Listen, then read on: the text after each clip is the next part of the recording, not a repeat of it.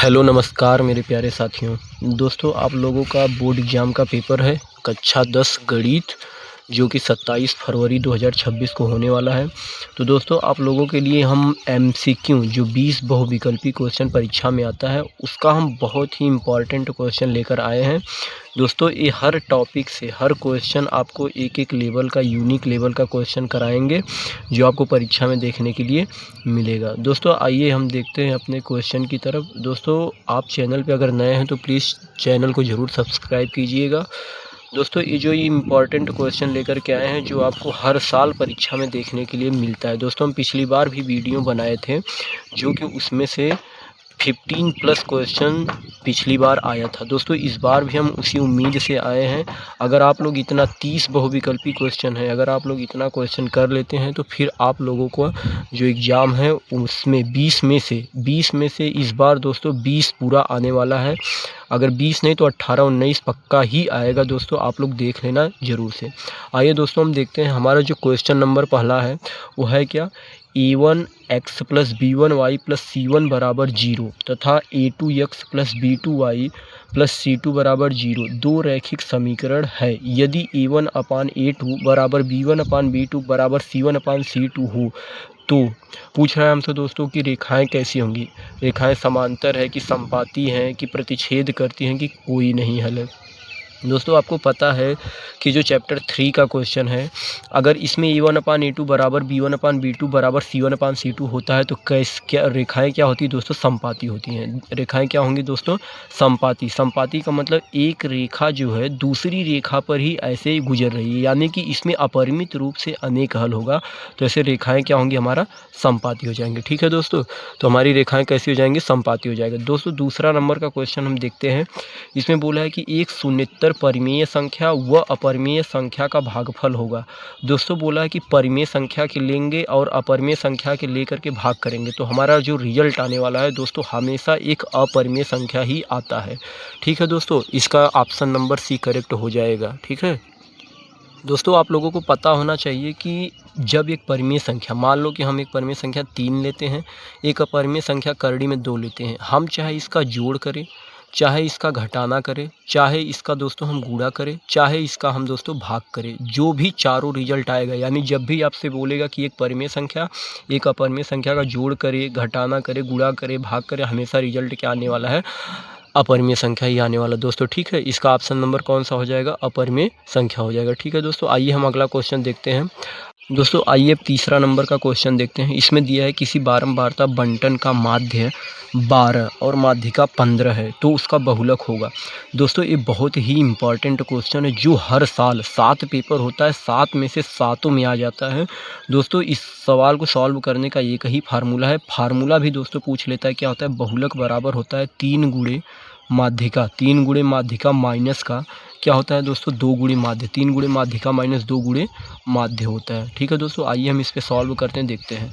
तो दोस्तों हम रखेंगे, हमसे बहुलक भी पूछा है और हमें माध्य 12 दिया है, तो सूत्र पे रखते हैं 3 गुणे माध्यिका, माध्यिका हमारा 15 है दोस्तों, और माइनस 2 गुणे माध्य दोस्तों कितना है, 12 है ना। ठीक है 12 सॉल्व करिए, 15 तियाँ 45 और 12 दूना के 24। ठीक है दोस्तों, अब घटाइए, 5 में से 4 जाएगा 1 हो जाएगा, 4 में से 2 जाएगा 2 हो जाएगा। ठीक है दोस्तों, तो इसका ऑप्शन नंबर कौन सा सही हो जाएगा दोस्तों, ऑप्शन नंबर ए करेक्ट हो जाएगा। कौन सा दोस्तों, ऑप्शन नंबर ए करेक्ट हो जाएगा। ठीक है दोस्तों, आइए क्वेश्चन नंबर 4 की तरफ। इसको आप लोग एक बार फिर से देख लीजिएगा, क्योंकि बहुत ही इंपॉर्टेंट क्वेश्चन, इसका फार्मूला भी पूछा है।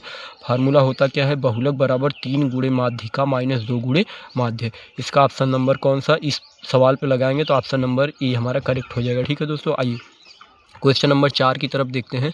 निम्नलिखित में से परिमेय संख्या है। दोस्तों परिमेय संख्या क्या होती है, जिसे पी बाई क्यू के रूप में लिखा जा सकता है। अगर हम देखेंगे तो कर्डिंग 3 हमारा क्या है, अपरिमेय संख्या। ये भी हमारा अपरिमेय संख्या है, और दोस्तों ये भी हमारा क्या है, परिमेय नहीं है। दोस्तों अगर हम कर्डिंग 9 की बात करेंगे तो एक कर्डिंग में 9 क्या हो जाता है, बाहर निकल जाएगा, 3 आ जाएगा, क्योंकि 3 त्रिका 9 होता है। तो 3 तो एक क्या है, परिमेय संख्या ना दोस्तों। ये भी दोस्तों क्या है, ये सब जो क्वेश्चन आप लोगों को करा रहे हैं, ये सब बोर्ड में पूछा गया क्वेश्चन है, यानी PYQ का क्वेश्चन है दोस्तों, और इसी से क्वेश्चन बन जाता है। ठीक है, आइए चलिए क्वेश्चन नंबर 5 की तरफ हम चलते हैं। इसमें दिया है कि बिंदु 5,9 की y अक्ष से दूरी होगा। दोस्तों आपको निर्देशांक ज्यामिति में पढ़ाया गया होगा, एक होता है क्या, ये y अक्ष, एक क्या होता है x अक्ष। अगर हमसे y अक्ष से दूरी पूछेगा तो जब हम y अक्ष से दूर जाएंगे तो हमें किस अक्ष का मान मिलेगा। ये देखो ये रेखा ऐसी बन रही, चाहे इधर जाएंगे चाहे इधर जाएंगे, y अक्ष से दूर होंगे तो x का ही मान मिलेगा ना। तो y अक्ष से दूरी पूछा है तो y अक्ष से दूरी क्या हो जाएगा, x का मान होता है, y का मान होता है। जब भी y अक्ष से दूरी पूछेगा तो x का मान लाना पड़ेगा, यानी कि 5 हो जाएगा, 5 मात्रक। दोस्तों ऑप्शन नंबर कौन सा हो जाएगा, डी 5। जब दोस्तों y अक्ष से दूरी पूछेगा तो x अक्ष का मान होगा, अगर x अक्ष से दूरी पूछेगा तो y का मान होगा। y अक्ष से दूरी पूछा है दोस्तों तो इसमें क्या हो जाएगा, x का मान हो जाएगा, यानी y अक्ष से दूरी कितना, 5 मात्रक हो जाएगा। ठीक है दोस्तों, चलिए आइए अगले क्वेश्चन की तरफ चलते हैं। तो दोस्तों देख सकते हैं यहाँ पे क्वेश्चन नंबर 6 हमारा क्या है, sine square 18 degree minus cos square 72 degree का मान हमको पूछ रहा है। ठीक है दोस्तों, देखिए दोस्तों इसका एक ट्रिक होता है, जब 18 साइन और कास आ जाएगा और 18 और 72 यानी कि जो भी संख्या यहाँ पे होगी दोनों को जोड़ने पर 90 आएगा, तो जब माइनस का साइन होगा तो आंसर 0 आ जाएगा। ठीक है दोस्तों, अगर यही बट्टे में होता है यानी साइन स्क्वायर 18 डिग्री बटे कॉस स्क्वायर 72 डिग्री तो उसका मान क्या हो जाएगा, 1, यानी जब अपान में होगा तो 1 आएगा, जब माइनस का साइन रहेगा तो दोस्तों 0 हो जाएगा। ठीक है, चलिए हम इसको सॉल्व करके देखते हैं, देखते हैं क्या आता है। अगर दोस्तों हम इसको सॉल्व करेंगे तो देखिए साइन स्क्वायर क्या दिया है, साइन स्क्वायर 18 डिग्री और माइनस कॉस स्क्वायर 72 डिग्री। ठीक है, चलिए इसको हम एक चेंज कर लेंगे, कोई एक, तो हम साइन स्क्वायर 18 डिग्री दोस्तों हम लिख क्या सकते हैं, साइन स्क्वायर, इसको हम क्या लिख सकते हैं, 90 माइनस 72 लिख सकते हैं दोस्तों, क्योंकि जब साइन स्क्वायर तो है ही, 90 में से 72 घटाएंगे तो 18 आ जाएगा, और इसको वैसे ही लिख लो कॉस स्क्वायर 72 डिग्री। ठीक है, अब आपको पता है कि साइन 90 माइनस थीटा क्या होता है, बदल जाता है, किसमें, कॉस थीटा में हो जाता है, किसमें, कॉस थीटा, यानी कि साइन 90 माइनस थीटा यानी फर्स्ट चतुर्थांश में हो जाएगा हमारा, क्या हो जाएगा, कॉस स्क्वायर है लगा दो और थीटा का मान 72 है लगा दो, और इधर भी क्या है दोस्तों, कॉस स्क्वायर 72 डिग्री। अब सेम में से सेम घटाएंगे तो आंसर क्या आ जाएगा दोस्तों, 0, यानी इसका ऑप्शन नंबर कौन सा करेक्ट हो जाएगा दोस्तों, ऑप्शन नंबर कौन सा करेक्ट हो जाएगा दोस्तों, ऑप्शन नंबर हमारा क्या हो जाएगा, सी, देख सकते हैं ऑप्शन नंबर सी। अगर यही ऐसे हो जाएगा कि साइन स्क्वायर 18 डिग्री बटे कॉस स्क्वायर 72 डिग्री तो हमारा ऑप्शन नंबर 1 करेक्ट होता है। ठीक है दोस्तों, अब दोस्तों इसमें देखिए दिया क्या है कि संख्या 156 का अभाज्य गुणनखंड होगा, 156 का अभाज्य गुणनखंड। दोस्तों हमसे पूछा है क्या कि 156 का अभाज्य गुणनखंड, आइए इसको हम सॉल्व करते हैं, देखते हैं कितना आ जाएगा। 156 का अभाज्य गुणनखंड कीजिए दोस्तों, कितना हो जाएगा, यानी इसको 2 से काटेंगे तो 2 सत्ते 14 और फिर एक यहाँ पे चला जाएगा हासिल, 2 अट्ठे 16, इसको काटेंगे तो 2 त्याई 6 और 2 नवा 18, फिर इसको काटेंगे 3 13 हम 13 तिया 39 होता है ना दोस्तों। अब 13 किसी से नहीं कटेगा, किसी से, यानी 2 गुणे 3 गुणे 13। ठीक है दोस्तों, अब 2 बार है तो इसको लिख सकते हैं 2 का स्क्वायर यानी 3 मल्टीप्लाई 13, यानी 2 का स्क्वायर गुणे 3 गुणे 13, यही हमारा ऑप्शन है। कहाँ है दोस्तों, देखते हैं, 2 का स्क्वायर गुणे 3 गुणे 13, यहाँ पे देख सकते हैं दोस्तों, यहाँ पे, यानी ऑप्शन नंबर 20 का क्या हो जाएगा, करेक्ट हो जाएगा, ऑप्शन नंबर 20। ठीक है दोस्तों प्लीज़ अगर आप लोग चैनल पर नए हैं तो सब्सक्राइब करके रखिएगा दोस्तों। हम हमेशा प्रैक्टिस सेट लाते रहते हैं, प्रैक्टिस सेट हमेशा लाते रहते हैं। आपका हमेशा जो भी पेपर आने वाला है उसको हम प्रैक्टिस सेट से सॉल्व कराते हैं दोस्तों, और उसमें से मैक्सिमम क्वेश्चन आ जाता है परीक्षा में, पिछली बार देख सकते हैं आप लोग। ठीक है, आप लोग देख लीजिएगा इसको, अगर परीक्षा में आएगा तो आप लोग आगे कमेंट ज़रूर कीजिएगा। ठीक है दोस्तों, लेकिन चैनल पे अगर नए हैं तो प्लीज़ चैनल को ज़रूर सब्सक्राइब कीजिएगा, क्योंकि आगे प्रैक्टिस सेट जो सॉल्व कराएंगे आप लोगों तक पहुँच जाएगा। ठीक है, अगला क्वेश्चन देखते हैं दोस्तों क्या है। देखिए अगला क्वेश्चन है, एक पासे को उछालने पर सम संख्या के आने की क्या प्रक्रिया है ना दोस्तों। इसमें पूछा क्या है कि एक पासा जब हम उछालते हैं तो सम संख्या के आने की प्रक्रिया। अगर दोस्तों हम एक पासा को उछालते हैं तो उस पर नंबर क्या होता है, 1 होता है, 2 होता है, 3 होता है, चाहे 4 होता है, चाहे 5 होता है, चाहे 6।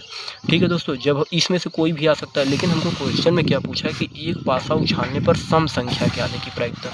तो आपको पता है दोस्तों, प्रक्रिया का फार्मूला होता है, प्रक्रिया बराबर होता है क्या, संभव घटना। क्या होता है, संभव घटना बटे में कुल घटना, बटे में क्या होता है, कुल घटना। तो दोस्तों आप देख सकते हैं कुल घटना तो 6 ही है, तो नीचे तो 6 हो जाएगा, और संभव घटना क्या है, बोला सम संख्या आएगा, तो सम संख्या चाहे 2 हो जाएगा, चाहे 4, चाहे 6, यानी 3 कुल परिणाम है, यानी इसको काटेंगे तो क्या हो जाएगा 1/2 हो जाएगा। यानी दोस्तों क्या हो जाएगा 1/2 इसका करेक्ट हो जाएगा। दोस्तों देखिए ऑप्शन नंबर सी है हमारा यहाँ पे 1/2 करेक्ट हो जाएगा। ठीक है दोस्तों, चलिए अगला क्वेश्चन की तरफ देखते हैं। दिया है द्विघात समीकरण x² - 3x - 10 के मूल हैं। तो दोस्तों अगर मूल निकालना है तो हम क्या करेंगे, मूल निकालने के लिए हम इसका क्या करेंगे, या तो ऑप्शन से भी जा सकते हैं, ऑप्शन इसमें रख देंगे 0 के बराबर आ जाएगा तो भी पता चल जाएगा, या तो हम इसका मूल निकालते हैं। तो मूल निकालने के लिए हम करेंगे क्या, आइए सॉल्व करते हैं इसको। क्वेश्चन हमारा क्या है दोस्तों, x² - 3x - 10। ठीक है, तो 10 देखिए यहाँ पे 1 है तो 1 का गुणा 10 में करेंगे 10, और 10 का भाज्य गुणनखंड करेंगे 2 पचे 10 और फिर 5 एकम 5। बीच में माइनस का 3 लाना है दोस्तों, तो हम क्या करेंगे 2 - 5 करेंगे। ठीक है, चलिए x², अब यहाँ पे हम रखेंगे क्या प्लस 2x और माइनस का 5x और माइनस का 10। कॉमन ले लेंगे दोस्तों यहाँ से और यहाँ से कॉमन लेंगे x, तो यहाँ बच जाएगा x + 2। यहाँ पे -5 कॉमन लेंगे तो यहाँ पे क्या हो जाएगा x + 2, क्योंकि इससे हम 2 × 5 में तोड़ सकते हैं। 5 कॉमन होगा तो 5 आ जाएगा, माइनस कॉमन है तो माइनस से यहाँ प्लस हो जाएगा। अब देखते हैं दोस्तों यहाँ पे क्या है, x + 2 है और यहाँ पे x - 5 है। शून्य के लिए हम करते हैं क्या है, 0 के बराबर दिखाते हैं, यानी x + 2 बराबर क्या हो जाएगा दोस्तों 0। तो x बराबर उधर -2 हो जाएगा, और ये जो हमारा x - 5 है इसको 0 के बराबर दिखाएंगे तो x बराबर 5, यानी जो हमारा शून्यक है वो 5 है और कामा -2 है। दोस्तों कहाँ पे है 5 कामा -2, ऑप्शन नंबर बी में करेक्ट हो जाएगा। ठीक है दोस्तों, आप लोग देख सकते हैं। ठीक है, अब आइए हम अगले क्वेश्चन की तरफ चलेंगे। तो इसमें दिया क्या है, एक मीनार की छाया की लंबाई उसकी ऊंचाई की कर्णिम 3 गुनी है। ठीक है दोस्तों, कर्णिम 3 गुनी है, तो उसका उन्नयन कोण पूछ रहा है। दोस्तों जो छाया की लंबाई है ऊंचाई की कर्णिम 3 गुनी है मीनार की ऊंचाई की, तो अगर मान लो हम मीनार की ऊंचाई ए मान लेते हैं कि हमारी मीनार की ऊंचाई x है, इसकी छाया मान लो यहाँ पे बना देंगे, और इसकी जो छाया की ऊंचाई है लंबाई है इसकी कर्णिम 3 गुना बोल रहा है, तो यानी कि x कर्णिम 3 हो जाएगा। यानी ये मीनार की ऊंचाई मान लेते हैं x, और जो उसकी छाया बन रही है इसकी कर्णिम 3 गुनी बन रही है, तो यानी x कर्णिम 3, और इसका हमें उन्नयन कोण पूछ रहा है यानी ए वाला।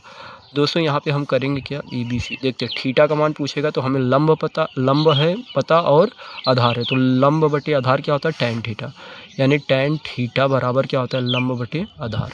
चलिए tan थीटा बराबर लंब का वैल्यू x है, आधार का वैल्यू x कर्णी में 3, तो x से x कट जाएगा, तो यानी tan थीटा बराबर क्या हो जाएगा दोस्तों, tan थीटा बराबर 1/3। ठीक है दोस्तों, tan थीटा बराबर 1/3। tan के किस मान में आता है, तो tan 30 के मान में आता है। tan से tan कैंसिल, थीटा बराबर क्या हो जाएगा 30 डिग्री। ठीक है दोस्तों, बहुत ही आसान तरीके से क्वेश्चन सॉल्व कराया जा रहा है दोस्तों, और ये परीक्षा में इसी टाइप का क्वेश्चन पक्का आएगा, और एज इट इज यही भी आ सकता है। आप लोग एक बार अच्छे से सॉल्व जरूर करना। ठीक है, चलिए अगला क्वेश्चन हम देखते हैं। हमारा दिया है एक गोले की त्रिज्या 5 सेंटीमीटर है, उसका पृष्ठीय क्षेत्रफल होगा, उसका पृष्ठीय क्षेत्रफल पूछ रहा है। तो दोस्तों गोले की त्रिज्या दिया है 5 और पृष्ठीय क्षेत्रफल पूछ रहा है, तो आपको पता है फार्मूला होता क्या है, गोले के क्षेत्रफल का 4πr²। क्या होता है दोस्तों 4πr²। ठीक है, चलो 4 दिया है, 4π, r की वैल्यू 5 दिया था ना, 5 गुणे में 5 यानी 5 × 5 = 25, चौका 100, 100 और पाई सेमी में है तो सेमी स्क्वायर, यानी 100 पाई सेमी स्क्वायर। कहाँ पे है ऑप्शन दोस्तों, 100 पाई सेमी स्क्वायर, सॉरी यहाँ पे है 100 पाई सेमी स्क्वायर, यानी ऑप्शन नंबर डी करेक्ट हो जाएगा। ठीक है दोस्तों, आप लोग बहुत अच्छे से सॉल्व कीजिएगा, बहुत ही अच्छे बेहतरीन ढंग से क्वेश्चन यहाँ पे लाए हैं दोस्तों, और सब इम्पॉर्टेंट क्वेश्चन है PYQ से है। ठीक है, इसमें दिया है एक अर्धगोले का संपूर्ण पृष्ठीय क्षेत्रफल क्या होता है। दोस्तों ये वाला क्वेश्चन बहुत ही इंपॉर्टेंट है, क्योंकि अक्सर लोग गलती कर देते हैं, अर्धगोले का पृष्ठीय क्षेत्रफल मार के आ जाते हैं क्या ऑप्शन, मतलब 2πr²। दोस्तों गोले का 4πr² होता है तो सोचते हैं लोग अर्धगोला का 2πr², लेकिन यहाँ क्वेश्चन है संपूर्ण पूछा है, न कि वक्र पृष्ठीय क्षेत्रफल। जब अर्धगोला का वक्र पृष्ठीय क्षेत्रफल पूछा जाएगा तो 2πr², लेकिन संपूर्ण में क्या होता है 3πr²। क्यों दोस्तों, क्योंकि हमारा जो अर्धगोला है ऐसे है, अर्धगोला का तो 2πr² होगा, ठीक है, लेकिन इसका जो संपूर्ण होता है ना, इसके ऊपर जो ये वृत्तनुमा होता है πr² और जुड़ जाता है, तो 2πr² में πr² जोड़ेंगे तो 3πr² हो जाता है, इसीलिए ये वाला करेक्ट आंसर हो जाता है। ठीक है दोस्तों, जब भी आपसे अर्धगोले का संपूर्ण पूछेगा तो 3πr², वक्र पृष्ठीय क्षेत्रफल पूछेगा तो 2πr²। ठीक है, अब आइए अगले क्वेश्चन की तरफ देखेंगे दोस्तों। इसमें हमको दिया है द्विघात समीकरण 3x² माइनस 12x प्लस यम बराबर 0 के मूल बराबर हैं, तो यम का मान होगा। इस द्विघात समीकरण का जो मूल है दोस्तों वो बराबर दिया है, तो हमसे यम का मान पूछा है, यानी हम इसको लगाएंगे कैसे, विविक्तिकर से। देखिए विविक्तिकर में होता क्या है, जब मूल बराबर होता है तो हमारा विविक्तिकर होता है b² माइनस 4ac बराबर 0, तो हम उसी फार्मूले पे रखेंगे दोस्तों। देखिए आइए सॉल्व करते हैं, थोड़ा सा पेज को मोड़ लेते हैं। चलिए विविक्तिकर दोस्तों जब मूल बराबर होता है तो हमारा d बराबर 0 होता है, यानी b² माइनस 4ac बराबर में क्या होता है दोस्तों, 0 ना। तो b की वैल्यू इसमें क्या है, देखिए ये तो a की वैल्यू है, ये पूरा b की, ये c की वैल्यू, तो b मतलब हमारा क्या है, -12 है, यानी -12 का स्क्वायर माइनस 4 गुणे a की वैल्यू दोस्तों क्या है, 3 है, c की वैल्यू यम है, यानी कि क्या है, 3 और यम ना। तो a की वैल्यू 3 और यम बराबर 0 कर लेंगे। माइनस का स्क्वायर प्लस 12 बार हम 144, ठीक है दोस्तों, माइनस 4 तिहाई 12 यम हो जाएगा, और दोस्तों बराबर 0। यम का मान निकालना है, तो यानी 144 माइनस 12 यम उधर जाके प्लस का 12 यम, और देखिए 12 बार हम 144, यानी यम बराबर दोस्तों 12 हो जाएगा। कितना हो जाएगा, यम बराबर 12। ऑप्शन नंबर डी करेक्ट हो जाएगा। ठीक है दोस्तों, बहुत ही आसान है, ये क्वेश्चन पूछा गया बोर्ड में। ठीक है, तो आप लोग बहुत ही अच्छे से सॉल्व कीजिएगा, बहुत ही बेहतरीन ढंग से। आइए अगले क्वेश्चन की तरफ दोस्तों चलते हैं। तो आइए दोस्तों देखते हैं, हमारा 14 नंबर का जो क्वेश्चन है वो है साइन 31/cos 59। दोस्तों हम आपको बताए थे ना, जब साइन कॉस साथ में आएगा और दोनों संख्या को जोड़ने पर 90 आएगा, तो माइनस में रहेगा तो आंसर 0 आएगा, लेकिन अपान में रहेगा तो ऑप्शन नंबर मतलब कि 1 सही हो जाएगा। ठीक है, आइए लगाते हैं कैसे। इसमें दिया है हमको दोस्तों, क्या दिया है, देखिए साइन कितना दिया है, 31 दिया है, बटे में कॉस है क्या दिया है दोस्तों, 59। अब देखिए दोस्तों, इसको हम एक को चेंज करेंगे, चाहे जिसको, तो हम साइन को ही चेंज कर देंगे। अगर हम साइन को लिखेंगे तो हम इसको लिख क्या सकते हैं, 31 को हम ऐसे 90 में से घटा देंगे 59, तो 90 में से 59 घटाएंगे तो 31, यानी साइन 31 ही है, और नीचे कॉस 59। आपको पता है sine 90 minus theta cos theta होता है, यानी तब क्या हो जाएगा, कॉस 59, और नीचे भी क्या है दोस्तों, कॉस 59। ठीक है, 59 कट के 1 हो जाएगा। ठीक है दोस्तों, तो बस इतना ध्यान रखिएगा, जब भी साइन और कास आएगा और दोनों को जोड़ने पर 90 हो जाएगा, तो बट्टे में रहेगा तो आप एक आंसर आता है, और माइनस में रहेगा तो 0 आंसर आता है। तो यहाँ पे दोस्तों बट्टे में है, तो यहाँ पे क्या हो जाएगा, ऑप्शन नंबर 1 सही हो जाएगा। ठीक है, अब दोस्तों इसमें दिया है क्या, एक पासा को उछालने पर अभाज्य संख्या के आने की प्रक्रिया। पासा आप लोग खेले होंगे दोस्तों, जो लूडो वाला होता है, उसमें चाहे 1 आएगा, चाहे 2, चाहे 3, चाहे 4, चाहे 5, चाहे 6, यानी कुल घटना तो हमारा 6 है, लेकिन हमसे बोला है कि जो ऊपर आएगा वो एक अभाज्य संख्या होगा। तो दोस्तों आपको अभाज्य संख्या पता है ना, अभाज्य संख्या क्या होती है, जो स्वयं से कटे, 1 से कटे, किसी और से न कटे। तो इसमें 2 है, 3 है, 5 है, यही अभाज्य संख्या, यानी कितनी है, 1, 2 और 3, यानी जब 3/6 करेंगे तो 1/2 आंसर सही हो जाएगा। ठीक है दोस्तों, तो इसका ऑप्शन नंबर सी करेक्ट हो जाएगा। चलिए अब देखिए दोस्तों, हमारा क्वेश्चन नंबर 16। देखिए ये क्वेश्चन बार बार आ गया है। यहाँ पे हम बताए हैं आपको कि जब साइन और कास साथ में आएगा और दोनों संख्या को जोड़ने पर 90 हो जाएगा, तो माइनस में होगा तो आंसर मतलब 0 आंसर आता है। जब बट्टे में रहता है, यहाँ पे इस वाले क्वेश्चन में देखिए बट्टे में रहेगा तो 1 आएगा। ठीक है, तो यहाँ पे हम करेंगे क्या, आप सॉल्व कर सकते हैं कैसे।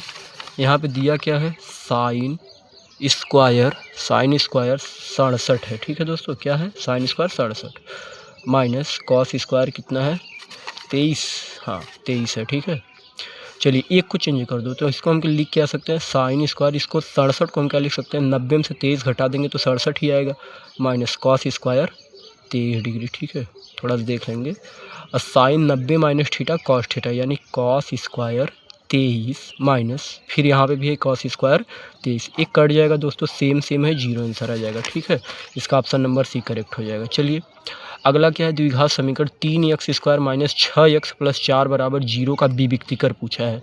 दोस्तों विविक्तिकर क्या होता है, फार्मूला b² माइनस 4ac ना, विविक्तिकर आप लोग जानते होंगे, फार्मूला क्या होता है, b² माइनस 4ac, उसी पे रख देंगे, इसका विविक्तिकर आ जाएगा। चलिए होता क्या है, b² माइनस 4ac।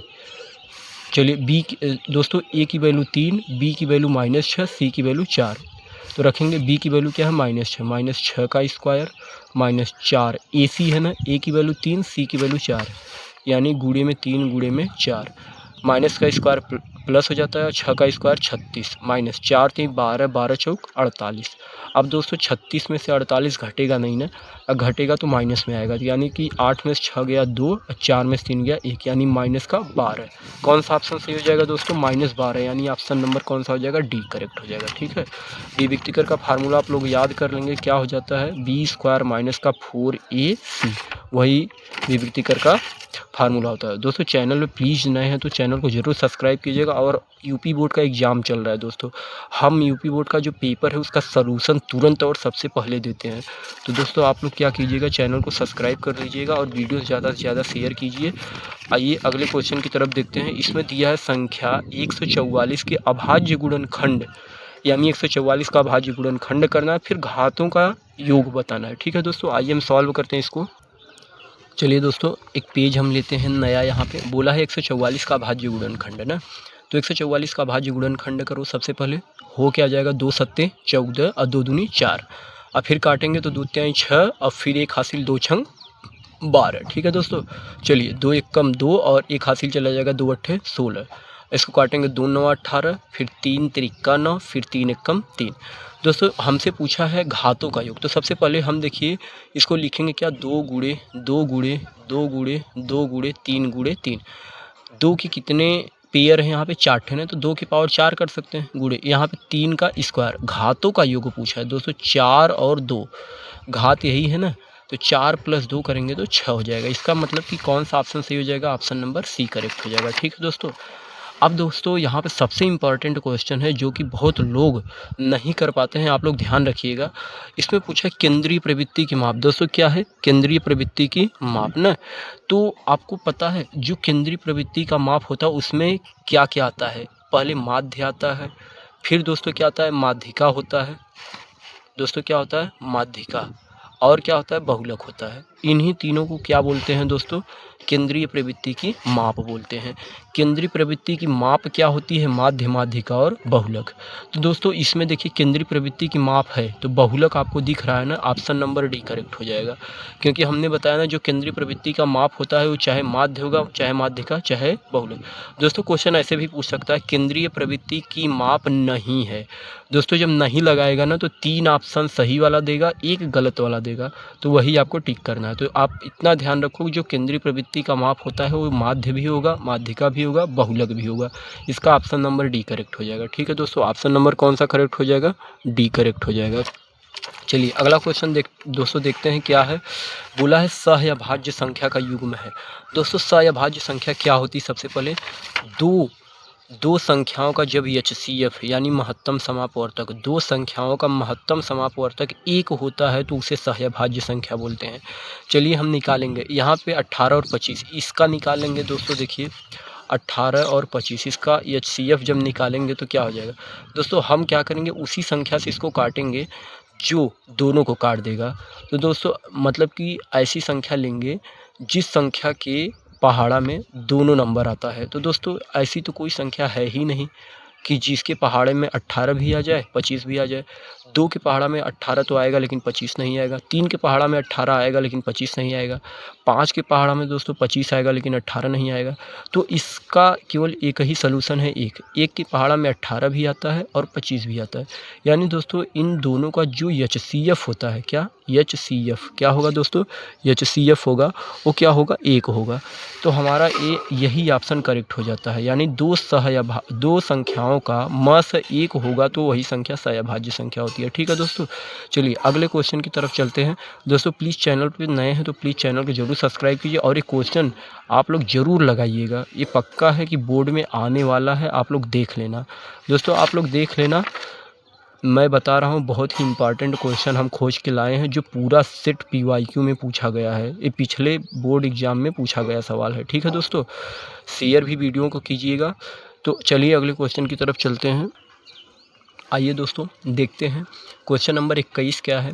प्रथम 10 प्राकृतिक संख्याओं का औसत पूछ रहा है। दोस्तों औसत मतलब समझते हैं क्या दोस्तों, क्या होता है, माध्य ना। प्रथम 10 प्राकृतिक संख्याओं का औसत, आपको पता है प्राकृतिक संख्या क्या होती है, जो 1 से स्टार्ट होती है। अब प्रथम 10 पूछा है तो दोस्तों यानी कि अब पहले औसत निकालने के लिए फार्मूला क्या होता है दोस्तों, औसत या माध्य एक ही होता है जिसका फार्मूला क्या होता है, कुल योग बटे यानी संख्याओं का कुल योग, जो संख्या आपको दी रहेगी उसका कुल योग बटे और कुल संख्या नीचे करेंगे। ठीक है, तो हमारा जो प्राकृतिक संख्या है, कितनी प्राकृतिक संख्या है 10, यानी कि 1 + 2 + 3 + 4 + 5 + 6 + 7 + और 8 + 9 + 10। ठीक है, अब बटे कुल योग तो हो गया संख्या का, अब कुल संख्या कितनी 10। जब दोस्तों इसको हम सॉल्व करेंगे तो हमारा मतलब कि जोड़ेंगे तो 10 9 19, इसको टोटल जोड़ेंगे तो कितना आ जाएगा 55 आ जाएगा। ठीक है, अब बटे में 10 करेंगे तो आंसर 5.5 आएगा। ठीक है, तो ऑप्शन नंबर हमारा सी करेक्ट हो जाएगा। ठीक है दोस्तों, ऑप्शन नंबर सी करेक्ट हो जाएगा। आइए दोस्तों अगले क्वेश्चन की तरफ चलते हैं, जो कि हमारा क्या है, किसी त्रिज्यखंड की त्रिज्या 7 सेंटीमीटर है और कोण 90 डिग्री है, तो हमें उस त्रिज्यखंड का क्षेत्रफल पूछ रहा है। यानी त्रिज्या 7 सेंटीमीटर है और थीटा बराबर 90 डिग्री, त्रिज्यखंड का क्षेत्रफल। तो ये तो दोस्तों सीधा फार्मूला होता है त्रिज्यखंड का। होता क्या त्रिज्यखंड का फार्मूला, θ/360 पाई r²। हमें r की वैल्यू उसमें दिया है क्या, r की वैल्यू दोस्तों कितना दिया है 7 दिया है ना, और थीटा का मान दिया है 90। तो रखिए थीटा की जगह पे 90 रखेंगे बटे 360, गुणे में पाई को पाई ही रहने देंगे, पाई का मान 22/7 भी रख सकते हैं, रख दीजिए। अच्छा ठीक है दोस्तों, 22/7, 22/7 यहाँ पे दोस्तों थोड़ा देख लीजिएगा। अब गुणे आर की वैल्यू 7 × 7, 7 से 7 कट जाएगा, 90 कम 90, 90 चौका 360 होगा, और 4 को इसको काटेंगे 2 दूना 4, 2 ग्रहम 22, यानी 11 सते 77 और बट्टे में 2 है, सेमी स्क्वायर हो जाएगा, यानी 77/2 सेमी स्क्वायर। यही दोस्तों करेक्ट हो जाएगा। ठीक है दोस्तों, चलिए अगला क्वेश्चन हमारा दोस्तों क्या है, इसमें देख सकते हैं कि क्वेश्चन नंबर हमारा 23 है ना। इसमें बोला है कि यदि किसी एपी का प्रथम पद किसी समांतर श्रेणी का प्रथम पद यानी ए बराबर 2 है और सार्वंतर दोस्तों कितना है, दोस्तों देख सकते हैं सार्वंतर -4 है, तो एपी का 8वां पद पूछ रहा है। ठीक है दोस्तों, चलिए इसको हम लगाते हैं। किसी एपी का प्रथम पद यानी ए बराबर कितना है दोस्तों, ए बराबर 2 है और सार्वंतर दिया था कितना, डी बराबर में -4। हमसे 8वां पद पूछ रहा है, क्या 8वां पद। दोस्तों 8वां पद का फार्मूला क्या होता है, यानी A8 बराबर A + 7D, यही तो फार्मूला होता है। तो दोस्तों ए की जगह पे 2 रखेंगे +7 गुणे डी की जगह पे -4, सॉल्व करेंगे तो 2 प्लस माइनस माइनस और 7 चौक 28, यानी कितना हो जाएगा -26। कितना हो जाएगा दोस्तों -26, यानी ऑप्शन नंबर कौन सा हो जाएगा, बी। ठीक है दोस्तों, चलिए दोस्तों गणित का पेपर 27 फरवरी को है, आप लोग बहुत ही अच्छे ढंग से इसको रिवीजन कर लीजिएगा। इससे ज़्यादा क्वेश्चन आने वाला नहीं है बोर्ड एग्जाम में दोस्तों, आप लोग देख सकते हैं। एक वीडियो दोस्तों हम और आएगा चढ़ाएंगे, आप लोग उसको भी देख लीजिएगा, पक्का 20 का 20 आएगा, इस बार देख लेना दोस्तों। ठीक है, चलिए अगला क्वेश्चन देखते हैं दोस्तों। इसमें दिया x अक्ष पर बिंदु क्या कहलाता है। जो x अक्ष पर स्थित बिंदु होता है यानी चतुर्थांश में जो x अक्ष पर इस पर जो बिंदु होता है, जैसे 1 2, इस पर जो बिंदु होता है उसे क्या कहते हैं, भुज कहते हैं कि कोटि कहते हैं कि y अक्ष कहते हैं कि ऊर्ध्वाधर कहते हैं। दोस्तों देखिए जो x अक्ष पर स्थित बिंदु होता है, x अक्ष पर स्थित बिंदु को हम क्या कहते हैं, भुज कहते हैं। कौन सा ऑप्शन नंबर दोस्तों हो जाएगा, ऑप्शन नंबर बी करेक्ट हो जाएगा। ठीक है दोस्तों, अब देखिए 85 अगला क्वेश्चन है, 85 और 120 का HCF पूछ रहा है। तो दोस्तों HCF तो निकालना आप जानते हैं, तो 85 और 120 का HCF निकालेंगे। यहाँ पे 85 और 120 दोस्तों HCF निकालने के लिए उसी संख्या से काटेंगे जो संख्या दोनों को काट देना। देखिए 5 से काटेंगे तो 17 × 5 = 85 होता है, 24 × 5 = 120 होता है। अब देखिए ऐसी कोई संख्या ही नहीं है जो दोनों को काट दे, इसका HCF कितना हो जाएगा, 5 हो जाएगा। ठीक है, तो इसका ऑप्शन नंबर सी करेक्ट हो जाएगा। अगला क्वेश्चन देखेंगे दोस्तों, इसमें दिया एक गोले का पृष्ठीय क्षेत्रफल 154 सेमी स्क्वायर है, तो उसकी त्रिज्या होगी। दोस्तों अब हमको पहले त्रिज्या देता था तो क्षेत्रफल पूछता था, अब क्षेत्रफल ही दे दिया है तो हमें क्या पूछ रहा है, त्रिज्या पूछ रहा है। तो चलिए इसको सॉल्व करेंगे दोस्तों।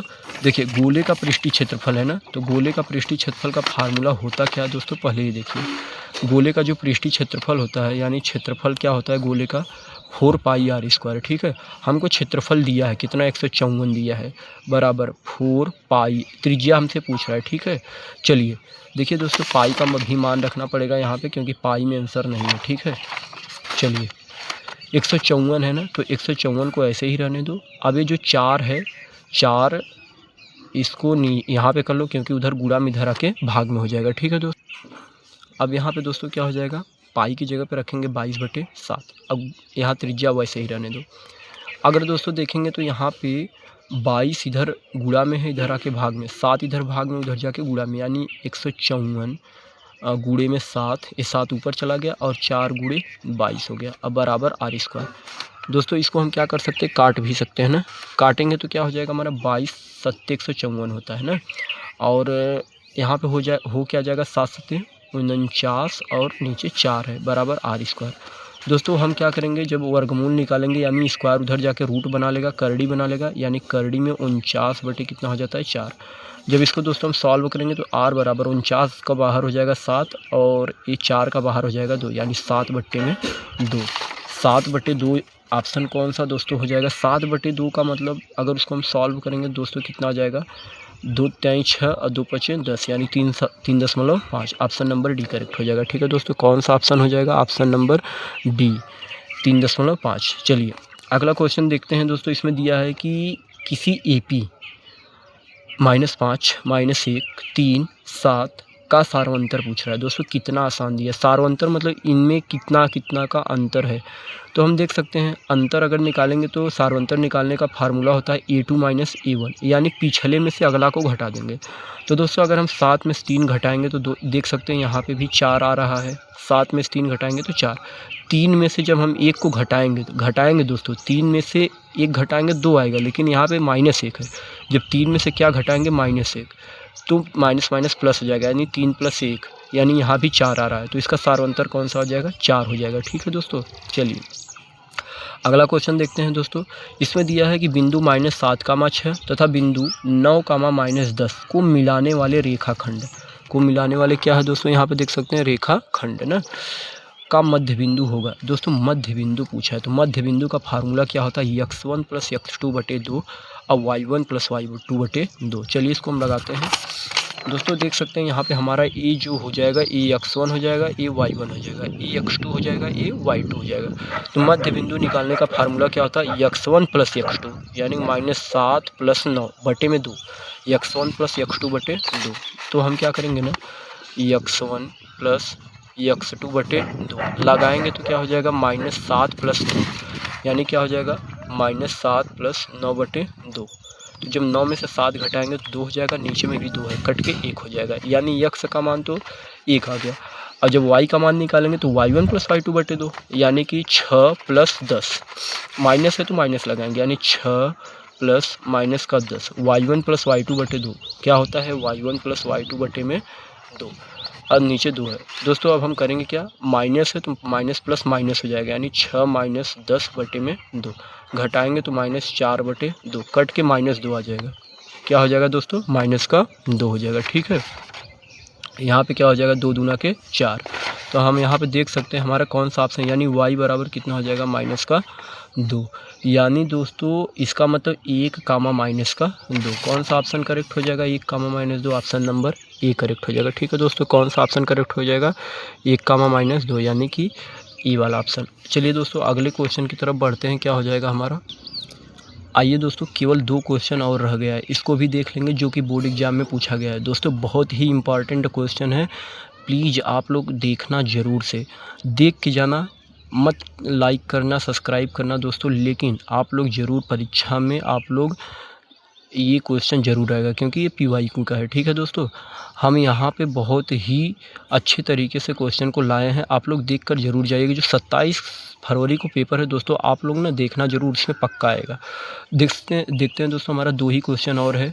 इसमें दिया है चित्र में यक्स का मान निकालना है, यहाँ पे यक्स है हमारा, इसका मान निकालना है। तो दोस्तों अगर यक्स का मान निकालने के लिए हम करेंगे क्या, और इसमें एक चीज़ और देता है कि ये रेखा इसके समांतर है, तो हमें थेल्स का प्रमेय लग जाएगा।